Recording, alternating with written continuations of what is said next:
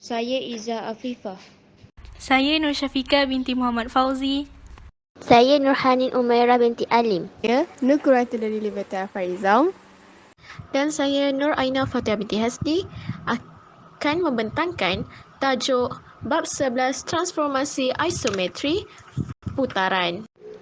Melati kuntum tumbuh melata, sayang merbah di pohon cemara.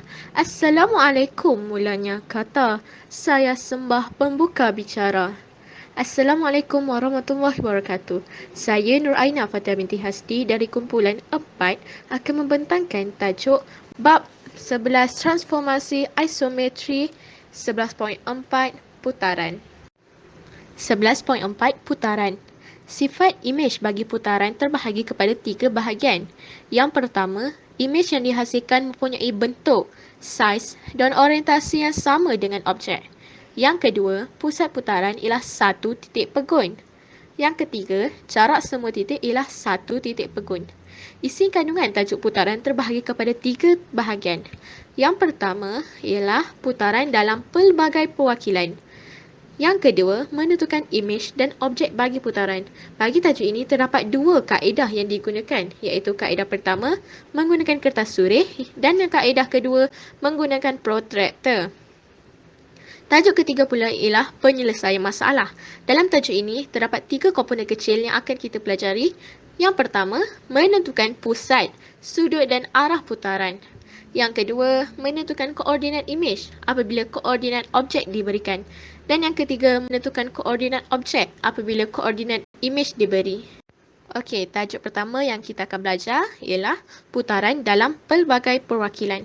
Okey, kamu semua boleh buka muka surat 224 buku teks. 11.4.2 Putaran dalam pelbagai perwakilan. Apabila kita memerihalkan suatu putaran, kita perlu menyatakan pusat, sudut dan juga arah putaran yang memetakan objek kepada imej. Okey, kita dekat slide atau di dalam buku teks muka surat 224 ada 2 gambar jam.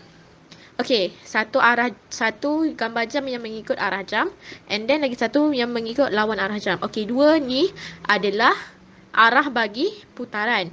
Okey, kita ada ikut arah jam and lawan arah jam. Ikut arah jam iaitu dari pukul 12, 1, 2, 3, 4 dan seterusnya. And then lawan arah jam dari pukul 12, 11, 10, 9. Maksudnya dia terbalik antara satu sama lain. Okey. Tengok contoh 18. Perihalkan putaran bagi rajah di bawah. Okey, contoh A, kita ada titik T yang menunjukkan anak panah ke bawah. Okey, apabila dia ke bawah, dia nampak macam ikut arah jam. Okey, kita letak ke 12 atas tu. And then dia pergi ke pukul 3. Kita tampak dia adalah anak panah yang menunjuk ikut arah jam. So, jawapan dia ialah putaran 90 darjah ikut arah jam pada titik T. Okey, contoh B pula, kita ada titik S and anak panah dia tunjuk ke atas. And then dia ikut lawan arah jam. So, jawapan dia putaran 90 darjah lawan arah jam pada titik S. Kenapa 90 darjah? So, sebab diorang bersudut tegak. Sudut tegak yang kita nampak petak tu adalah bersudut 90 darjah. Okey. Tajuk ni adalah tajuk yang saya harap korang semua faham. And then selepas ini iaitu tajuk menentukan imej dan objek bagi putaran yang akan diterangkan oleh Hanin. Terima kasih diucapkan kepada Aina. Seterusnya, kita boleh menggunakan kertas surih, protractor dan jangka lukis untuk menentukan imej atau objek di bawah suatu putaran. Lihat contoh 19 pada slide atau dalam buku teks masing-masing, muka surat 225. Soalan ditanya, tentukan imej bagi segitiga PQR apabila diputarkan 90 darjah lawan arah jam pada titik M. Ada beberapa kaedah untuk menyelesaikannya. Kaedah pertama ialah menggunakan kertas surih. First step is, lukiskan garisan pada titik M ke titik P. Kemudian, langkah kedua, tentukan sudut 90 darjah lawan arah jam seperti gambar rajah itu. Langkah ketiga, lukis semua bentuk segitiga PQR itu di atas kertas surih. Dan yang last sekali, tekan dengan mata pensel pada titik M dan putarkan kertas suria 90 darjah lawan arah jam. Kaedah yang kedua adalah menggunakan protractor. Okey, awak semua boleh tengok kat slide yang Aina tunjuk atau boleh buka buku teks masing-masing muka surat 226. Langkah pertama yang awak semua perlu buat ialah bina garisan MP. Lepas siap buat garisan tu, ambil protractor. Lepas tu, lukis satu garisan MP berukuran 90 darjah lawan arah jam dengan jarak yang sama dengan MP prime. Boleh tengok gambar tu cara dia buat.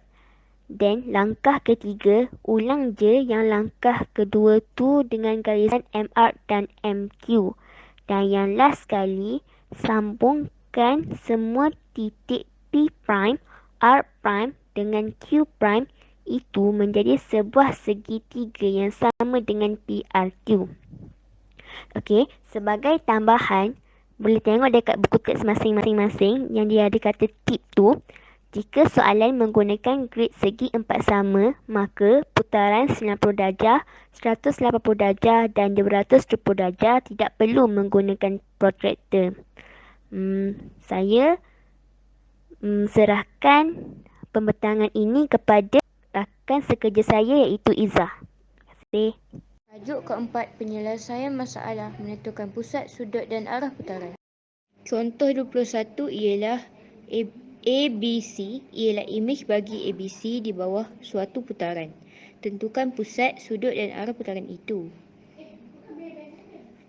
Cara penyelesaiannya ialah langkah 1, sambungkan titik A ke A. Bina pembahagi 2 sama serenjam bagi tembereng garis AA. Langkah 2, ulangi langkah 1 bagi garis BB atau CC. Langkah 3, titik persilangan 2 garisan pembahagi 2 serenjang itu ialah pusat putaran. Tandakan pusat putaran itu sebagai D. Dan langkah 4, ukur sudut CDC menggunakan protractor. Maka imej di bawah putaran 90 darjah ikut arah jam pada pusat D. Assalamualaikum warahmatullahi wabarakatuh. So hari ni saya nak sekarang ni saya nak terang balik apa yang Izzah ajar tadi, menentukan pusat, sudut dan arah putaran. Okey, Izzah ajar secara teori saja. So sekarang ni kita akan buat secara melukis-lukis ni lah. Kita ada guna kertas graf ni. Okey. A primer, B primer, C primer ialah imej bagi A, B, C di bawah suatu putaran. Tentukan pusat, sudut dan arah putaran itu. Penyelesaian, langkah 1, sambungkan titik A ke A primer. Maksudnya dari A, sambungkan dari A ke A primer. Okey, dah sambung. And then, bina pembahagi 2 sama serenjang bagi tembereng garis AA. Okey, pembahagi 2 sama serenjang ni kita dah belajar waktu Form 1, Matematik Form 1. And then, pembahagi 2 sama serenjang itu kita buat atas satu, kita buat bawah satu. Sekejap. Kita buat bawah satu. Okey, macam tu. And then, A ni pun sama. And then, kita akan dapat sini. And then, ni akan dapat sini. Okey. Langkah 2, ulangi langkah 1 bagi garis B primer atau C primer. Maksudnya dari B ke B primer ataupun C ke C primer. So, saya pilih B ke B primer. Ambil ni, ambil shape. Okey, ini gariskan dia. Lagi satu ni. Ni jangan lupa garis. Okey, maybe tak perfect sangat. Tapi ni buat dia jadi tengah tau. And then dia kata kalau ulangi, kalau sini kita buat pembahagi 2 sama serenjang. Yang B ni pun kita kena buat pembahagi 2 sama serenjang. Okey. Okey, kita ambil ni. Kita buat pembahagi 2 sama serenjang. Satu kat sini, and then kita dapat satu dekat sini. B sini kita akan letak sini satu. And then kita letak sini satu. And then kita garis. And then kita garis dari sini ke sini. Okey, macam tu. Okey, jadi macam tu. So, Langkah ketiga, titik persilangan dua garisan pembagi dua serenjang itu ialah pusat putaran. Tandakan pusat putaran itu sebagai D. Okey. Dia kata titik persilangan dua garisan. Maksudnya kat mana dua titik ni bertemu. Okey, dia bertemu kat sini. Okey, sini. So, sini kita tandakan dia sebagai D, sebagai pusat putaran. Uduhnya D. Sekali lagi. Okey, D. Okey. And then, langkah keempat, ukur sudut C di C primer menggunakan protektor. Maka imej di bawah putaran 90 darjah ikut arah jam pada pusat D. Okey. Sini kita dah ada. And sini kita dah ada pusat D. And dia kata C di C primer. Maksud dari sini ke sini ke sini. So kita ambil guna protektor, tapi kat sini tak boleh nak insert protektor. So kita just guna ni je lah. Ambil shape and then kita ambil sini and then kita garis. Kita garis pergi D. Kita ambil shape lagi. Kita ambil dari sini pergi sini. Okay. Yang ni pastikan dia 90 darjah. Okay. Guna protektor. And then sini dapat macam tu. 90 darjah.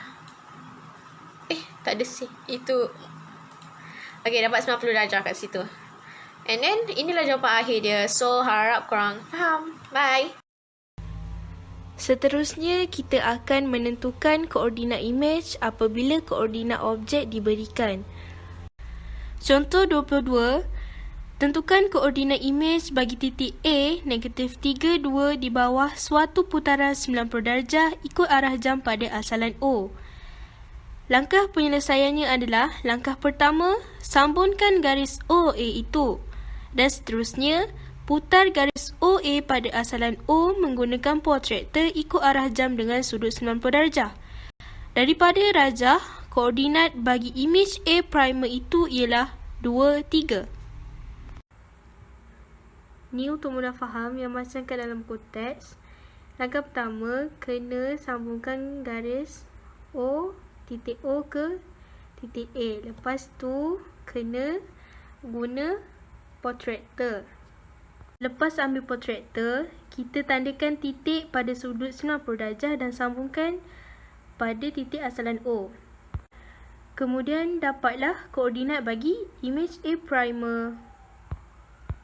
Kemudian, cara menentukan koordinat objek apabila koordinat imej diberikan pula adalah melihat pada contoh 23, sekiranya K -2, -3 ialah imej bagi K di bawah putaran 90 darjah ikut arah jam pada titik L, 10, tentukan koordinat K. Jalan penyelesaiannya juga mempunyai dua langkah. Langkah pertama, terbalikkan arah putaran untuk mencari koordinat objek iaitu titik K. Kemudian, langkah kedua adalah dengan menggunakan protractor, putar garis KL pada titik L 90 darjah lawan arah jam. Jadi, daripada rajah, koordinat bagi titik K ialah 4, -3. Gunung Datuk tidak bercucu, Gunung Daik bercabang 3. Segala info diharap membantu. Semoga menjadi panduan semua. Itu sahaja daripada kami. Sekian, terima kasih.